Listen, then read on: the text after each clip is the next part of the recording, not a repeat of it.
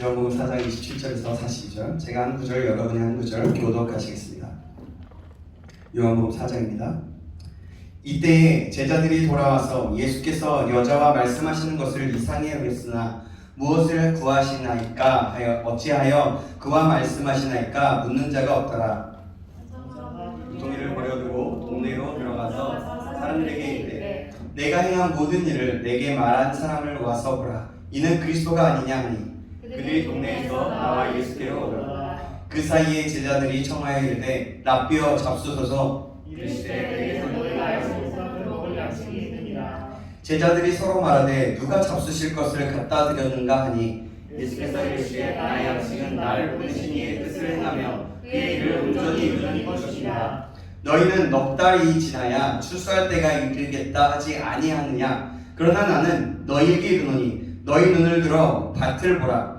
휘어져 추수하게 되었도다. 거두는 자가 이미 쏟아받고 영생에 이르는 열매를 보나니 듣는 자와 거두는 자가 함께 즐거워하게 하려 함이라. 그런즉 한 사람이 심고 다른 사람이 거둔다 하는 말이 옳도다. 내가 너희로 노력하지 아니한 것을 거두어 보내노니 다른 사람들은 너를 밟고 너희는 그들이 노력한 것을 참여하느니라. 여자의 말이 내가 행한 모든 것을 그가 내게 말하였다 증언하므로 그 동네 중에 많은 사마리아인이 예수를 믿는지라. 사마리아인들이 예수께 와서 자기들과 함께 유하기를 청하니 거기서 이들을 유하시네. 예수께서 말씀으로 말미암아 믿는 자가 더욱 많아. 함께 있습니다. 그 여자에게 말하되 이제 우리가 믿는 것은 내 말로 인함이 아니니 이는 우리가 친히 듣고 그가 참으로 세상의 구주신 줄 알미라 하였더라. 아멘. 우리 옆 사람과 인사하는 거 될까요? 자, 우리 반갑습니다. 반갑습니다. 반갑습니다. 자, 이번에 이렇게 고백할까요? I love you. I love you. I love you. I love you. I love you. 좀 얼굴 좀 봐요. 동안아 얼굴 좀 봐. I love you. 네, 그게. 오늘은 예수님을 만난 사람 두 번째 사마리아 수가성 여인이라는 제목으로 하나님 말씀 받겠습니다. 첫 번째가 니고데모였는데요. 오늘은 예수님을 만난 사람 두 번째 사마리아 수가성의 여인입니다. 자, 또 부제로 하자면 이런 거예요. 와서 보라, 이는 그리스도가 아니냐. 수가성 여인이 했던 말입니다. 이렇게 말씀받도록 하겠습니다. 우리 다시 한번 우리 좀 얼굴을 보면서 인사하겠습니다. 사랑합니다. 사랑합니다. 사랑합니다. 사랑합니다. 네. 사랑합니다. 네. 네. 지난주에 니고데모를 말하면서 얘기했었어요. 중간에 이제 니고데모가 잠깐 나올 건데요. 오늘 사마리아 수가성 여인의 만남 함께 살펴보겠습니다. 여러분, 사마리아는 어떤 땅이냐면요, 예전에 북이스라엘의 수도였습니다. 수도였고요. 그러니까 북이스라엘은요, 예전의 일이에요. 지금 예수님의 그 전보다 더 예전의 일이죠. 아수르라는 제국이 있었는데 아수르라는 제국에게 멸망당했어요. 이스라엘 사람을 사로잡아 아수르로 그래서 끌고 가고 고산, 그러니까 뭐라면 메소포타미아 유프라테스 강가에 있는 도시거든요. 고산이라는 것. 그래서 고산 가까이에 있는 할라와 하볼과 메대 사람의 여러 고을에서 살도록 강제 이주를 시켰어요. 그렇게 이주를 시켰어요. 열왕기하 17장 1절에서 6절에 보면 나오거든요. 그 내용이. 그렇게 여러 사람들이 살고 있었고 이주해오고 하다 보니까 여러 문화의 사람들이 섞이게 됐던 거예요. 강제로 이주하니까 이주해서 갔죠. 갔는데 또 거기 산 사람이 있고 다른 사람들도 그 자리를 왔다는 거예요. 그래서 이방에서 이주한 사람들은 자기들이 섬겼던 그런 민속 신이나 토지의 신들의 그 우상을 마음대로 세우고 섬겼어요. 그리고 주술과 복수를 행하고 심지어는 어떤 일까지 벌어지냐면 자기 아들과 딸을 불에 태워서 인신제사를 드리는 것을 서슴지 않았던 때입니다. 열왕기하 17장에 중반부에 나옵니다. 후반부 중반 24절부터 이야기 나오는데요. 그래요. 여러분 근데 더 참담한 것은요. 아마 잘 상상해봐서 그리고 들어보세요. 그들이 여호와를 섬기겠다고 하면서 자기들 중에 한 사람을 산당의 제사장으로 삼아서 여호와를 섬기는 흉내를 냈어요. 말하자면 그런 거예요. 이게 제사장이라는 사람이었고, 예를 들면 지금 현대로 이게 좀 개념은 약간 다르거든요. 그때의 제사장과 선지자들 뭐 이런 거랑 좀 다른데, 지금으로 말하자면 그런 거예요. 교회에 그냥 아무나 보다가 아무나 한 사람 세워가지고 당신 목사해 이런 거랑 마찬가지인 거예요. 약간 좀 색깔은 좀 다르지만요. 예, 그렇지만 어쨌든 그런 의미다라고 생각하면 될 것 같습니다. 그래요. 그러니까 여호와를 섬기는 흉내를 낸 거예요. 이 신이든 그래서 어떤 신이든지 이 신이든 저 신이든 그래서 섬기는 혼합 종교의 참담한 그런 상황이 유대인의 땅이었던 사마리아에서 행해졌습니다. 이런 역사적인 일이 있었기 때문에 그때 함께 남유다와 북이스라엘이 함께 나눠졌을 때인데 남유다의 사람들은 자신들을 정통 유대인이라고 사마리아 사람들을 추악하고 난잡한 그리고 혼합 종교를 섬기는 이방 사람들로 취급했어요. 그래서 이방 사람들은 이스라엘을 어떻게 취급했어요? 개, 돼지 취급했죠. 그랬던 것처럼 바로 사마리아 사람들도 똑같이 그렇게 생각했던 거예요. 그래서 사마리아 사람들도 남쪽 유대인들을 경멸하기는 마찬가지였고 서로 원수같이 지냈던 겁니다. 그래서 여러분 사마리아 사람 복음서에 보면 사마리아 사람에 대해서 나오잖아요. 그때 사마리아 사람들이 굉장히 무시당하고 사마리아 사람들이 굉장히 뭔가 배척당하는 듯한 그런 메시지들이 있어요. 그런 뉘앙스의 것들이 있어요. 오늘도 마찬가지예요. 한 예로 유대인의 북쪽에 다녀올 일이 있으면 이런 것도 있었습니다. 왜냐면 지름길이 사마리아 땅으로 그냥 통과해서 지나갈 수 있거든요. 근데 통과하지 않고 길이 멀고 험하여도 사마리아 지역을 크게 우회했어요. 찾아자면 이만큼 땅이 있어서 그냥 이렇게 질러가면 되는데 요거를 갖다가 요 주먹만한 땅을 갖다가 통과하면 되는데 그게 아니라 여기서 이렇게 가는 거예요. 돌아서. 이해되시죠? 바로 그런 겁니다. 그렇게 이런 사마리아 땅에 예수님이 낮 시간에 찾아가신 거예요. 그래서 수가성에 있는 우물 곁에서 물을 기르러 온 한 여인과 대화를 나누는 장면이 오늘 보면 4장의 이야기예요. 예수님이 수가성에 만난 여인에게 말을 건네자 여인은 대뜸 이렇게 물어묻습니다. 당신은 유대인으로서 어찌하여 사마리아 여인인 나에게 물을 달라고 하나이까? 하는 거예요. 매우 쌀쌀맞게 대합니다. 제가 이렇게 했지만 이런 거예요. 당신 유대인으로서 어찌하여 사마리아 여인에게 나에게 물을 달라고 하는 거예요. 이러는 거죠. 이러는 거죠. 네, 그렇게 쌀쌀맞게 하는 거예요. 쌀쌀맞기보다는 적대적이라고 보는 것이 맞을 겁니다. 이렇게 대하는 이유는 유대인과 사마리아 사람들이 서로 상종하지 않았기 때문이었어요. 이후에 두 사람의 대화 내용을 보면 내가 누구인지를 알았으면 너는 나에게 생수를 주었을 것이다 라고 합니다. 그때 물그릇도 없고 우물도 깊은데 어디서 생수를 구합니까? 사마리아 여인이 얘기했죠. 그리고 우리 조상이 야곱이 이 물을 우리에게 주었는데 당신은 야곱보다 큰 사람입니까? 그러면서 하나씩 점심적으로 유대인, 랍비, 그리고 야곱 막 이렇게 하나씩 그 사람의 그 시선, 부르는 이름이 달라요. 그래서 예수님이 이렇게 얘기해요. 내가 주는 물을 마시는 자는 영원히 목마르지 않으며 영생하도록 솟아나는 샘물이 될 것이다. 그러면 그런 물을 내게 또 좀 저어주세요. 저에게도 좀 저어보세요. 라고 합니다. 그럼 나도 더 이상 물을 기르러 오지 않아도 되지 않겠습니까? 그때 예수님이 얘기한 거예요. 내 남편을 데려오라. 그때 그 사람이 얘기하죠. 저는 남편이 없는데요. 그 말이 맞다. 너는 남편이 5이 있었고 지금 남편도 내 남편이 아니구나. 그랬더니 갑자기 이 사람이 범상치 않은 사람인 줄 아는 거예요. 하나님. 그래서 주여 내가 보니 당신은 선지자가 맞으시군요. 라고 얘기하죠. 맨 처음에 쌀쌀 맞았던 어떻게 유대인이 이렇게 얘기하던 그 모습이 당신은 선지자인 거예요. 라고 합니다. 왜 옛 유대인 남자가 사마리아에 와서 여자를 희롱하나 싶어서 쌀쌀맞고 적대적인 어조로 계속 받아치던 여인은 자신의 은밀한 남성 편력적인 그런 사생활을 훤히 다 알고 있는 것을 듣고는 이분이 보통 분이 아님을 알게 되는 거예요. 영적인 말에는 다 맞받아 쳤지만 자신의 사생활이 노출되자 할 말을 잊어버린 거죠. 우리가 신앙생활을 하면서 구원자에 대한 이야기나 하나님 나라에 대한 이야기는 아주 먼 이야기로 들리지만 내 집에 숟가락, 밥그릇, 숫자나 내 자식의 미래 등을 말하면 내 자식이나 그럼 아니면 내 미래, 나는 누구랑 어떻게 결혼할 것인가, 나는 어떤 것에 취직할 것인가, 내 미래는 어떻게 할 것인가 라고 생각해 보면 귀가 솔깃하고 집중하는 것 같습니다.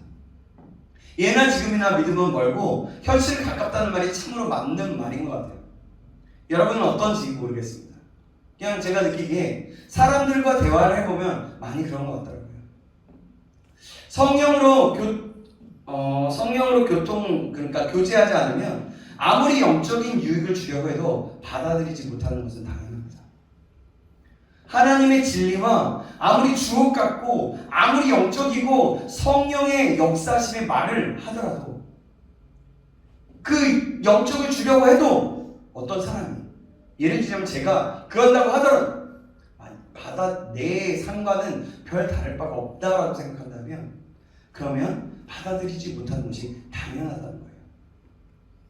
이 두 사람의 대화의 정점은 예배의 이야기입니다. 유다 사람들은요 오직 하나님의 임재하시는 그 거룩한 성전은 예루살렘 한 곳뿐이고 이곳에서 예배를 드려야만 이곳에 드리는 제사만 하나님을 받으신다고 굳게 믿고 있었어요. 그래서 과거에 북이스라엘이 베델과 단에 제단을 쌓고 제사를 드리는 행위가 하나님의 진노를 쌓는 배반 행위고 악한 행위라고 맹렬하게 비난했어요. 실제적으로 그것이 하나님을 섬기는 제단이라고는 얘기했지만 북이스라엘이 했던 거는 우상 숭배였어요. 맞아요. 맞긴 하거든요. 그러니까 근데 남유다는 그렇게 생각했다는 거예요. 지금은 우리나라를 말하자면 북한과 남한으로 생각하면 좀 더 쉬울 것 같아요. 그러니까 이해하기 전혀 다르지만 어쨌든 장소만 놓고 보면 이 말이 맞는 말일 수도 있어요. 예수님은 이산도 예루살렘도 아닌 영과 진리로 참되게 아버지께 예배할 때가 올 것이고 하나님은 참되게 예배하는 자들을 찾고 계시며 하나님은 영이시니 예배하는 자가 영과 진리로 예배할지니라 라고 말씀하셨습니다. 그러니까 장소의 문제가 아니니까 너희도 사마리아 주민도 당연히 참되게 예배를 드릴 수 있다. 다만 영으로 인도함을 받는 예배, 구원자 예수 그리스도를 믿는 믿음으로 드리는 예배를 드리는 날이 곧 올 것이라고 하신 말씀인 거예요. 그런 의미입니다. 수가성의 여인의 귀에는 사마리아 사람이라는 차별을 없애주시고 장소에 구애받지 않고 어느 누구라도 하나님이 받으시는 참된 예배를 드릴 수 있다는 말씀이 너무나도 놀랐던 거예요. 그러면서 감동을 받은 겁니다. 나도 그럼 할 수 있는 거야? 나도 그럼 예배할 수 있는 거야? 왜냐하면 그녀에게는 뭐냐면 예배에 대한 갈망함이 있었거든요. 뭔가를 찾고 싶었거든요. 자신의 뭔가 진리된 것을 찾고 싶었어요. 그래서 예배에 대해서 사람들을 찾고 남자들을 찾아다녔던 거예요. 뭔가를 찾기 위해서. 도덕적으로 떳떳하지 못한 삶을 살아가는 자신에게 이토록 인간답게 사람답게 하나님 나라의 백성으로 정정당당하게 살 수 있도록 길을 열어주는 랍비나 선생은 난생 처음이었던 겁니다. 여인 그래서 큰 감동과 감격을 받고서야 이분이 보통 분이 뛰어넘는 특별한 분이신 것을 강력하게 느낀 겁니다. 두 사람의 대화가 절정에 이르는 부분이 나오는데요. 말씀 잘 들어보세요. 말씀 잘 들었습니다. 이런 가정하는 거예요. 사마리아 여인이에요. 말씀 잘 들었습니다. 근데 곧 그리스도라고 하는 이가 오실 줄 내가 아노니 그가 오시면 오늘 내 모든 것을 우리에게 알려줄 것이다 라고 하였습니다. 그때 예수님이 내게 말하는 내가 그라 하시니라 합니다. 그라는 말은 메시아, 그리스도, 구원자라는 것들을 얘기하는 거예요. 여인은 이 말을 듣고 번개를 맞은 듯한 갑자기 팡 충격을 받은 거예요. 그래서 멍한 상태에 있었어요. 번개 맞으면 어떻죠? 실제 번개 맞은 사람 보지는 않았지만 좀 재밌게 꾸미기 위해서 어떻게 하죠? 번개 맞으면 머리가 뻣뻣이 다 쓰고 막 얼굴이 까매지고 막 뭐 헤로헤로해지고 막 그러잖아요. 그래 뭐 그런 멍한 상태가 같다는 거죠. 한마디로 예기치 않은 충격과 공포가 여인에게 나타난 거예요. 오늘 본문은 이러한 대화 내용이 오고 간 후에 벌어진 내용이에요. 자, 27절 말씀 읽어보시겠습니다. 제가 보겠습니다. 읽어드릴게요. 이때에 제자들이 돌아와서 예수께서 여자와 말씀하시는 것을 이상히 여겼으나 무엇을 구하시나이까? 어찌하여 그와 말씀하시나이까? 묻는 자가 없더라. 제자들은 아마도 예수님이 드실 만한 음식을 준비하러 동네에 돌아다녔고 그 사이에 예수님과 여인이 대화를 나눈 듯 합니다. 그러니까 아마 그렇게 생각했던 것 같아요. 음식을 준비해서 돌아온 그 제자들은 사마리아 여인과 예수님이 대화하고 계시는 모습을 보고 이상히 여겼지만 아무도 묻는 사람이 없었어요. 유대인들이 알지 못하는 여인과 얼굴을 대하고 대화를 나눈다는 것은 상상하기 힘든 상황이었어요. 그 역사적 상황이었어요. 더구나 그들이 적대시하는 그 사마리아 여인과 마주하여 대화를 하는 것은 비방과 공격을 받을 만한 일이었습니다. 제자들이 예수님의 사마리아 여인과 친근하게 대화를 나누는 것을 보고도 아무 말도 하지 않은 것은 예수님이 다 이유가 있으셨겠지라고 생각하는 신뢰, 그리고 예수님이 말씀하시는 것을 감히 우리가 뭐라 하겠어? 라는 존경심 때문이었을 것이라고 추정합니다. 그렇지만 그런 좋은 태도, 이것은 좋은 태도이고 올바른 자세이죠. 우리가 살아가면서 우리의 상식이나 머리로 이해되지 않는 어떠한 말씀이나 명령이 갑작스럽게 역사할 수 있어요. 그때가 있습니다. 그런 때에 우리도 당황하지 말고 다 주님의 뜻과 계획 아래에 이루어지는 것임을 신뢰하면서 기이하고 어색하지만 또 불편하다고 할지라도 적극적으로 순종할 수 있는 자세를 갖기를 간절히 소망합니다. 제가 예전에 얘기했죠? 제가 간사를 그만둘 때 어떻게 누군가가 제 아내가 얘 아내가 되기 전이었어요. 그때 사귀는 자매가 그런 거예요. 그 간사에 대해서 내려놓으라고 얘기하는 거죠. 그리고 나서 뭐라고 얘기하냐면 하나님이냐 간사냐 이렇게 질문을. 근데 뭐예요? 생각해보세요. 아무리 사귀는 자매라고 하더라도 간사라고 있는 나한테 뭐라고 얘기하면 뭐 어쩌겠어요? 되게 기분 나쁘겠죠. 저 솔직히 이랬어요. 여러분들이 얘기했던 것 같아요. 뭐 이런 게 다 있어. 뭐 이런 여자가 다 있어. 이랬다니까요. 근데 그 전부터 하나님이 작업하신 것이 있었어요. 큐티하면서 묵상하면서 하나님 말씀 받으면서 계속해서 제 마음에 감동이 어떻게 있었냐면 내가 내려놓으라고 하는 거 혹시 내려놓을 수 있겠니? 이런 질문과 같은 하나님의 감동을 주셨어요. 그런 메시지를 계속 주셨어요. 그래서 제가 그러면서 속은 아주 불불 끓었지만 하나님 앞에 기도했어요. 그래서 기도하고 나서 나아가서 이게 하나님의 뜻이었구나. 이 사람은 좀 격하고 극단적이고 좀 사람이 납득이 안 가게 얘기했지만 이게 하나님의 말씀이셨구나라고 하면서 순종하면서 나아가다 보니 지금의 제가 되었어요. 어찌됐든 지금 말씀을 준비하고 전하다가 이런 생각이 나는 거예요. 그래요. 어찌됐든 그런 것 같습니다. 그래서 어색하고 어떨지라도 여러분 이게 맞아? 하나님 맞아? 라고 생각하지 말고 만약에 하나님이 말씀이라는 것이 어떤 설교를 통해서 나에게 주어졌다면 그것이 하나님의 음성이라는 것을 기억하고 내가 그럼 어떻게 하나님 옆에 질문을 가지고 하나님 그럼 제가 어떻게 하면 됩니까? 이게 하나님의 음성이라면 더욱더 확건을 마음을 주시고 순종할 수 있는 마음을 주셨어. 이렇게 하는 거죠. 자, 어찌됐든 그렇습니다. 자, 그 얘기를 하고요. 자, 이제 다시 성경으로 돌아갑니다. 마을로 돌아간 여인은 어떻게 되었을까요? 28절에서 30절 말씀인데요. 28절 제가, 29절 여러분이, 30절 함께 읽겠습니다. 여자가 물고기를 버려두고 동네로 들어가서 사람들이 이르되 내가 행한 모든 일을 내게 말한 사람을 와서 보라. 이는 그리스도가 아니냐 하니 함께 했습니다. 그들이 동네에서 나와 예수께로 오노라. 아멘.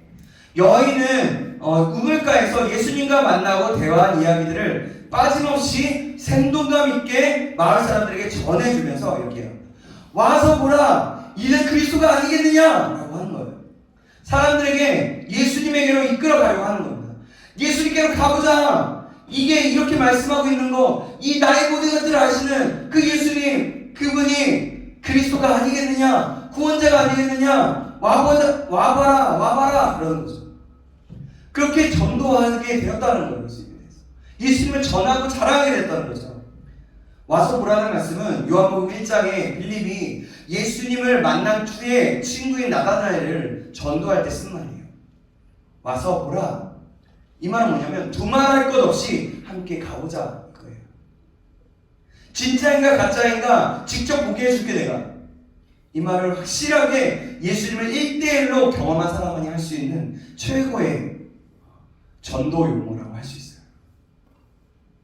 한번 와봐. 생각해보세요. 이런 거예요.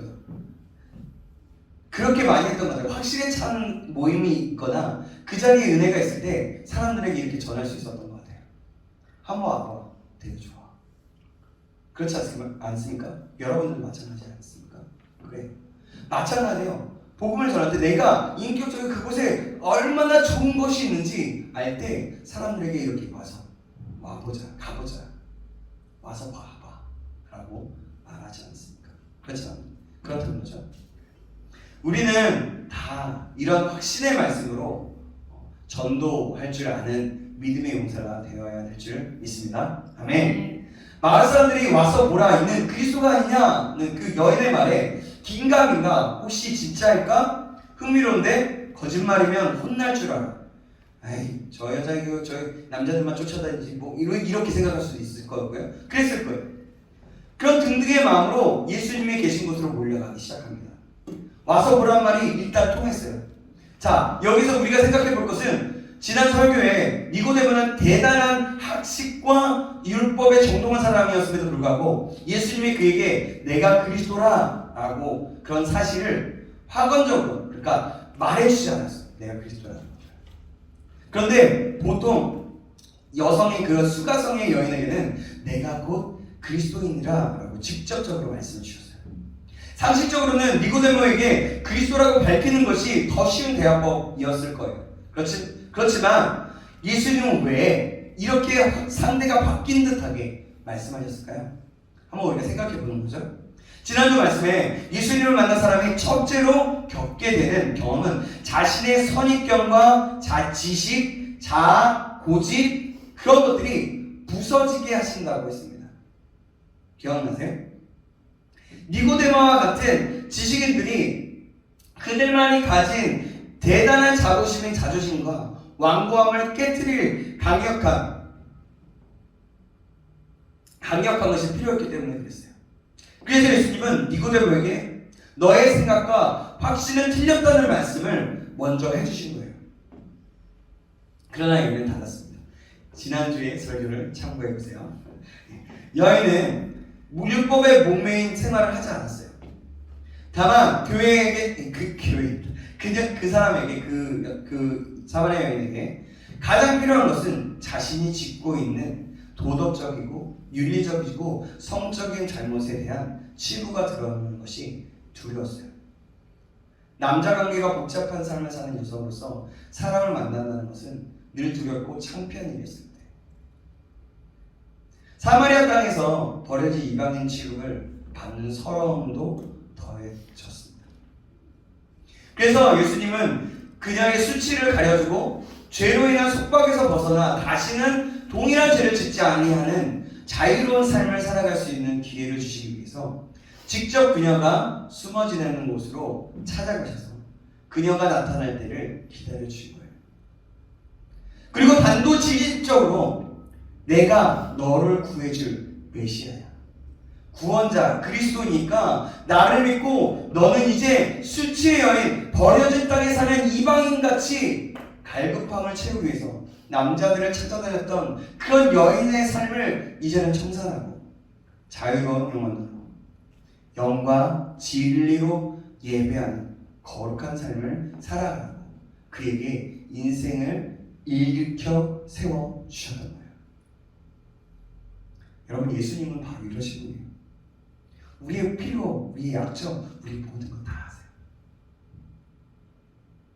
이토록 예수님은요, 높은 자리에 있으면 거만한 사람들은 허리를 굽혀 제 발로 찾아오도록 만드셨고, 니고데모에게 소외되고 고아와 같이 버려진 자는 직접 찾아가는 하시는 그런 사역을 펼쳐주셨습니다.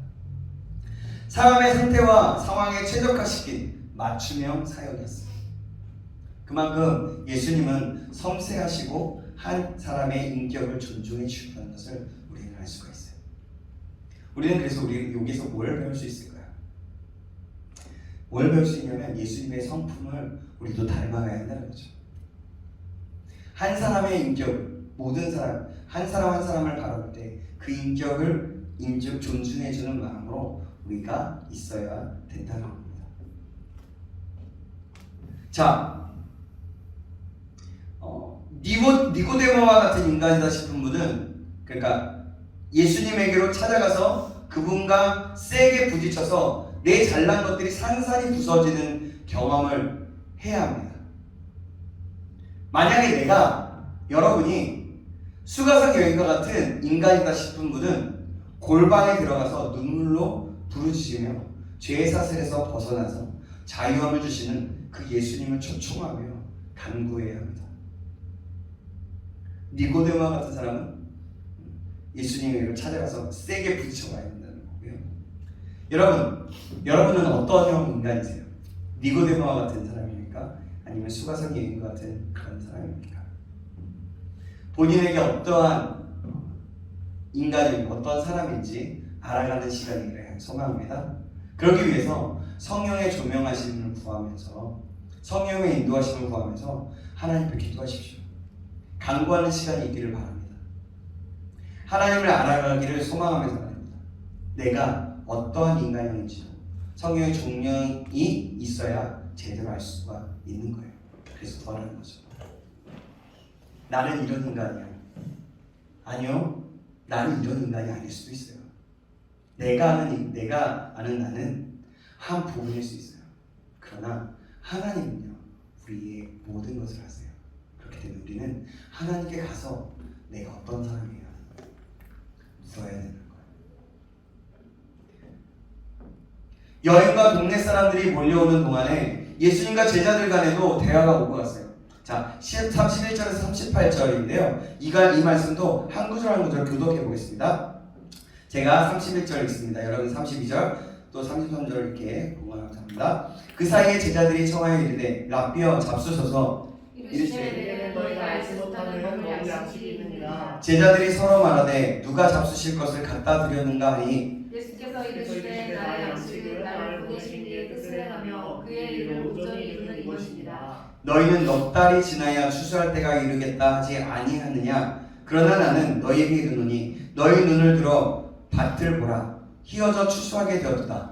거두는 자가 이미 삭도 받고 영생에 이른 열매를 보고 나니 이는 뿌리는 자와 거두는 자가 함께 즐거워하게 하려 함이라. 그런즉 한 사람이 심고 다른 사람이 거둔다 하는 말이 옳도다. 내가 너희로 노력하지 아니한 것을 거두어 보였노니 다른 사람들을 노력하였고 너희는 그들이 노력한 것에 참여하였느니라. 아멘. 여러분 보세요. 예수님 이런 겁니다. 예수님 준비해온 음식 좀 드세요. 나는 너희가 알지 못하는 양식이 있느니라. 예? 우리가 음식 준비하러 다녀온 사이에 누가 예수님에게 음식을 가져다 주어서 이미 드셨나? 이렇게 생각하는 거예요. 보자면 여인과 예수님이 가시돋친 쌀쌀한 대화였다면 제자들과 그 예수님의 대화는 마치 동문서답과 같아요. 그죠? 제자들의 대답이 바보 같아 보이죠? 웃음이 나오는지 모르겠습니다. 근데 여러분 이 동문서답하는 모습이 예수님과 저와 여러분의 대화 모습이에요. 잘 보면 육으로 대화하면 깔깔없고 넘어갈 수 있는 해프닝이지만 영적인 대화로 체험하는 보면요 불통 그 자체라는 거예요. 예수님은 제자들 모두가 예수님이 하시는 영적인 언어를 다 이해하고 그로 인해 유익을 주려는 시도를 계속하셨어요. 한참 뒤의 일이긴 하지만 결국에는 성령으로 인해서 제자들이 다 그 수준에 이르게 만드셨습니다. 이것이 제자화이고 제자도의 길을 만들어가는 방식이에요. 예수님은 제자를 키우신 방식이었던 거예요. 예수님은 제자들의 그 무지함에 화를 내지 않고 알지 못하는 양식이 무엇인지 설명해 주십니다. 34절에 나를 보내시니 성부 하나님의 뜻을 행하며 그의 일을 온전히 이루는 것이라고 말씀하셔요. 세상을 구원하러 오신 예수님은 죄에 빠진 인간들에게 자유함을 주시려는 일이 가장 우선이었어요. 사마리아 여인에게 바로 그 일을 하고 계셨다는 것을 우회적으로 설명해 주신 거예요. 먹고 마시고 입는 것보다 맡겨진 일을 최우선하고 그 일에 집중하는 것이 하늘 양식을 공급받을 수 있는 가장 좋은 일이라는 것을 가르쳐 준 겁니다. 하늘 양식이라는 그런 거예요. 하늘 평화, 기쁨과 하나님이 주신다는 것을 얘기하죠. 들어도 피가 되고 살이 되는 진국 같은 진리의 말씀입니다. 다른 게 아니라 먹고 마시는 게 가장 큰 게 아니라 맡겨진 일, 우리에게 부르심에 맞게 우리가 해야 할 일, 우리가 하나님 앞에 반응해야 할 일, 하나님께서 우리에게 원하시는 일, 그리고 우리에게 영원히 참 자유함을 누릴 수 있게 하는 일, 그것을 가장 먼저 생각하셨다는 거예요. 그래서 여러분, 우리가 나는 이걸 구하는데 하나님은 자꾸 회개하래. 이게 뭐냐면 어떻게 보면 나는 하나님께 구하는데 하나님 나 이거 해주세요 저거 해주세요 구하는데 회개 이렇게 얘기한다면 이건 뭐냐면 동문서답 같은 얘기잖아요. 근데 왜 회개하라고 하냐면 회개가 내 마음에 내 영혼의 회개가 가장 내 영혼을 살아나는 가장 첫 번째이기 때문에 그 말씀을 하신다는 거예요. 한 예를 듣자면 이해되셨죠?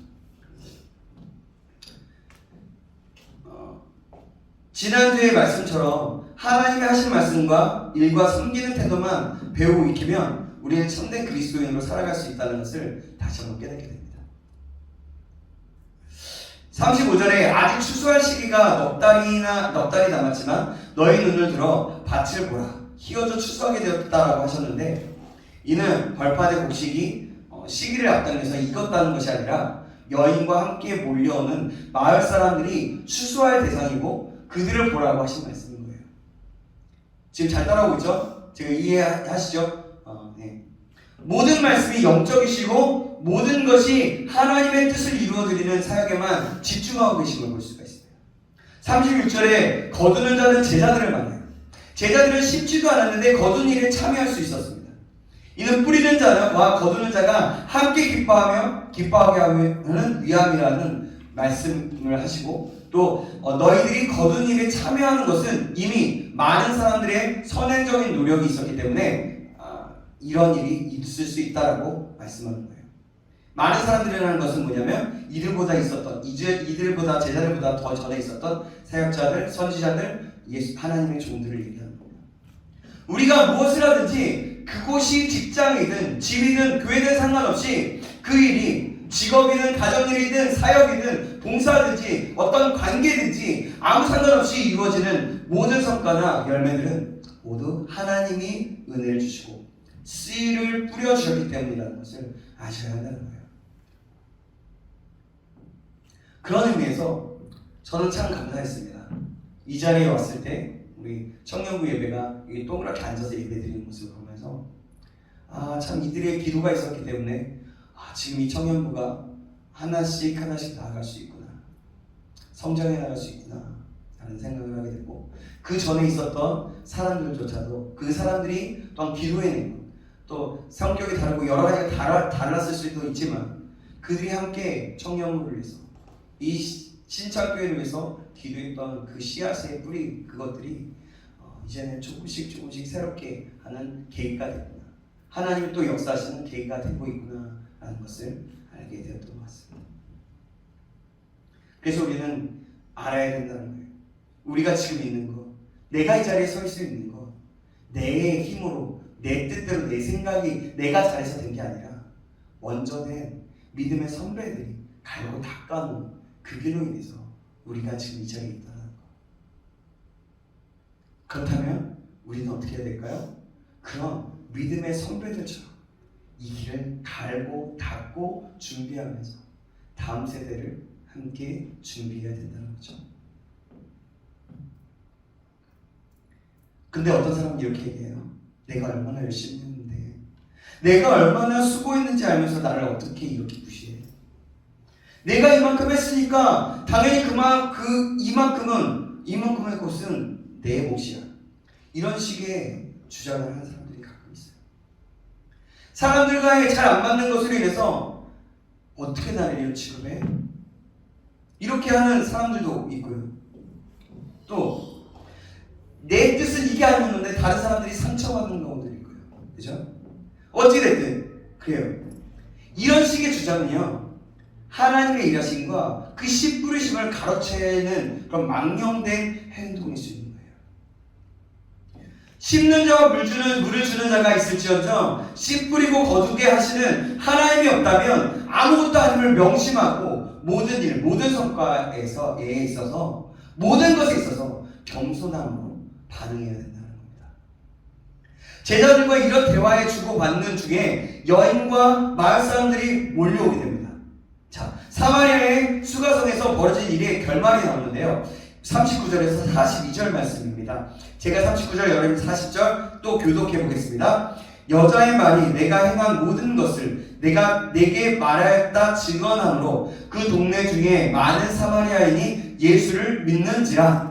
사마리아인들이 예수께 와서 자기들과 함께 유하시기를 청하니 거기서 이들을 유하시네. 예수의 말씀으로 말미암아 믿는 자가 더욱 많아. 그 여자에게 말하되 이제 우리가 믿는 것은 내 말로 인함이 아니니 이는 우리가 지키고 그가 참으로 세상의 구주신 줄을 알리라 하였더라. 아멘. 야, 여러분 놀랍잖아요.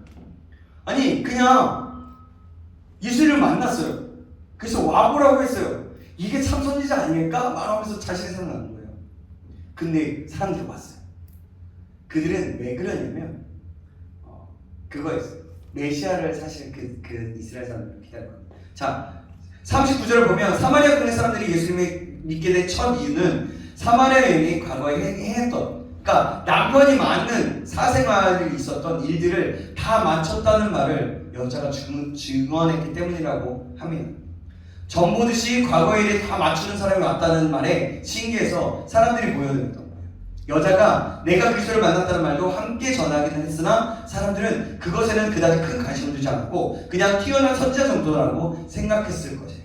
그런데 예수님이 사마리아 사람들과 이틀을 지내며 많은 대화를 나누고 난 뒤에 여자의 증언하는 말 때문이 아니라 자신들이 직접 들은 것으로 인해서 예수님이 세상의 구주이신 그리스도라는 사실을 믿게 되었다는 거죠. 사마리아 땅에도 복음의 씨앗이 심겨진 놀라운 일이 벌어지게 된 것입니다. 수가성 여인의 이야기는 이렇게 해피엔딩으로 끝나게 되죠. 오늘의 말씀의 주인공은 제자들도 동네 사람들도 아닌 사마리아 수가성 여인입니다. 이 여인은 수치를 지닌 여인이었습니다. 만약 예수님이 아니었으면 이 여인은 일평생 운둔의 생활을 하면서 문란한 생활을 끝내지 못했을 겁니다. 하지만 예수님이 찾아오셔서 그의 수치를 없애주셨어요. 없애주시는 방법을 그 방법이 뭐냐면 가리고 덮어주는 것이 아니라 오히려 드러냈어요. 그 수치를. 그것으로 인해서 그 여인이 자유함 없는 길이 열리게 됩니다. 마찬가지로 예수님은요, 우리가 죄인이었을 때 우리의 죄를 사해 주시려고 십자가에 죽으셨고 우리가 죄를 숨기며 꼭꼭 숨어 지낼 때 우리를 찾아오셨습니다. 이번 뭐라고? 꼭꼭 숨어 지낼 때 그래요. 찾아오셨습니다. 그래요. 우리가 우리의 죄들을 고발하시고 다 공개, 그러니까 우리의 죄들을 그러니까 우리의 죄를 고발하시고 다 공개해버리시고 이제는 더 이상 죄의 무게와 속박에 쩔어서 살지 않도록 그 죄의 사실을 끊어 주셨다는 거예요. 그리고 죄인 되었던 우리들을 증인으로 만드시고 제자로 만드시는 놀라운 변화의 역사를 이루기 원하시는 겁니다. 그건 ING예요. 이미 우리가 제자가 되었다라고 얘기할 수 있지만 제자로서 계속해서 바뀌어가고 거듭나고 있는 거예요. 죄인에서 증인과 제자가 되기까지 이러한 첫 인생의 변화를 누구보다도 깊게 체험한 여인이 바로 사마리아 여인입니다. 사회의 시선에서 벗어나서 손가락질하고 도저히 객생이 불가능할 것 같은 그런 밑바닥을 인생을 살아가는 사람들, 그 사람들에게 가장 우선적인 관심과 사랑을 베푸신 분이 바로 우리 구주 예수 그리스도이십니다. 여러분의 관심 대상을 여러분은 어떤 사람입니까? 관심 받을 대상이신가요? 아니면 또한 외면받을 대상이신가요? 죄를 죄로 여기는 인식, 그리고 죄의 고통에서 벗어나고자 하는 몸부림을 치게 되면 누구라도 예수님의 관심의 대상이 되게 되어 있습니다. 그래서 우리는 우리의 자신을 인정하고 하나님 앞에 나가는 거예요. 전심으로 기도하고 전심으로 참여하려는 그런 것들, 그런 모습이 하나님 앞에 예수님에 포착되었을 때, 예수님의 눈에 띄게 되었을 때 우리 예수님은 그곳이 이방 땅이든 어떤 곳이든 숨어 지내는 곳이든 수치를 엄청 많이 지니고 있든지 상관없이 찾아와 주신다는 사실을 잊지 마시기 바랍니다. 내가 살아가고 있는 자리에서 내가 짓고 있는 죄의 문제를 철저하게 미워하고 증오하며 구원자 예수님을 간절히 부르십시오.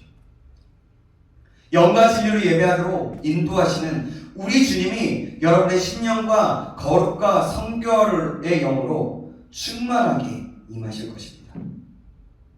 성령으로 충만하게 역사하신다는 거죠. 그렇게 해주시는 것이 바로 은혜입니다. 우리 신창교회 모든 청년들이, 우리 원의 청년부가, 또 우리 신창교회 모든 성도들이 진심으로 기도하고 진심으로 참여하는 가운데 너는 내가 주는 물을 마시며 영원히 목마르지 아니하게 되리라. 너를 영과 진리로 예배하는 참된 예배자로 서게 하리라. 내가 너를 죄의 사슬과 속박에서 반드시 풀어주리라. 나는 너를 생명으로 인도하여 줄 너희 그리스도, 너희 구원자 예수이니라 라고 말씀하시는 그 음성에 반응하며 그 음성을 듣게 되기를 간절히 소망합니다. 더 이상 수치의 사랑으로 살아가지 아니하고 육체와 영혼의 완전한 자유를 누리며 살아가시는 구원받은 믿음의 성도로서 변화되어서 믿음의 청년으로서 거듭나서 가시기를 다시 한번 주님의 이름으로 간절히 축원하고 축복합니다. 아멘. 여러분, 이제 돌아오는 주부터 고난주간 특별새벽기도를 맞이하게 됩니다. 특별새벽기도 때마다 여러분들에게 초청을 하죠. 근데 초청하지만 때마다, 시간마다 매년 있는 시간일 수도 있고 그럴 수 있지만 그 시간은 매년마다 다른 시간입니다. 내 평생에 2024년도 3월 25일부터 30일까지는요 인생에 단 한 번밖에 없는 시간이에요. 생각해보세요. 지금 오늘 이 시간이 여러분 다시 돌아올까요? 평생에 다시 돌아오지 않아요. 그래서 시간을 아끼라고 하는 거거든요. 그래서 이 시간에 하나님 온전히 찾고 참여하면서 간구함으로 예수님의 은혜와 영원히 목마르지 아니하게 되리라는 주님의 음성을 듣기를 소망합니다. 아멘. 이번 주간이에요. 아멘. 아멘. 우리가 결정할 때 주님은 은혜를 주시고요, 힘을 주실 거예요. 그리고 육체는 힘들지 모르겠지만 말씀과 기도를 통해서 우리를 향한 참뜻을 알게 하실 것입니다. 내 기도 제목을 가지고 왔는데 다른 말씀으로 기도의 제목을 바꾸는 역사도 일어나게 되잖아요. 그렇지 않아요? 여러분 그러니까 꼭 함께 참여하길 바랍니다. 이번에도 동일하게 부교육자들이 담임 목사님이 3번 하시고 부교육자들이 1번씩 합니다. 그러니까 기도해 주시고요. 다 기도해 주지만 특히 이제 좀 기도 부탁드리는 건 제가 화요일 날 새벽 기도 설교거든요. 더 많이 기도해 주시고 특별히 더 많이 모든 것을 준비하신 담임 목사님께서 더 기도해 주시고요. 그렇게 함께 준비해 주시면 좋을 것 같습니다. 기도하겠습니다. 하나님 아버지, 스가상 여인과 예수님의 대화를 통해서 참 우리의 죄된 모습과 수치를 보게 하시고 또 깨닫게 하시면 감사합니다. 또 이 작은 것 하나 대화 속 하나하나 구석구석에서 하나님의 참된 진리와 참 보물과 같은 말씀들을 깨닫게 하시면 감사합니다. 우리가 이것들을 기억하며 아버지 하나님 감사하며 믿음으로 반응하고 주옥 같은 그 하나님의 말씀에 온전히 참된 제자로서 나아가게 되는 그런 시간들 되고 믿음으로 반응하는 시간 될 수 있도록 인도하여 주옵소서. 저희들의 죄와 수치를 밝히 드러내 주시고 빛 가운데로 나가고 진리의 말씀 앞에 순종하며 살아갈 수 있도록 인도하여 주시옵소서. 살아계신 우리 구주 예수 그리스도의 이름으로 기도합니다. 아멘.